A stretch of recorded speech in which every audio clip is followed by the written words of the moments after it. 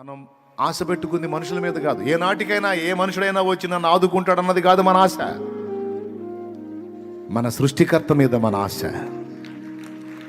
మన ప్రభువు మీద మన ఆశ. మనం ఎదురు చూస్తుంది ఏ నరుడి కోసమో, ఏ ఎవడి దయా దాక్షిణ్యం కోసమో కాదు. మనం ఎదురు చూస్తుంది జీవము గల దేవుడైన యెహోవా కొరకు. నూతన బలం మనం పొందటం ఖాయం. క్రొత్త తైలం మన మీదికి రావటం ఖాయం. నూతన వెలుగు, తేజస్సు మన మీద ఆవరించటం ఖాయం. మనల్ని ఆవరించిన అంధకారం తరిమి కొట్టబడటం ఖాయం.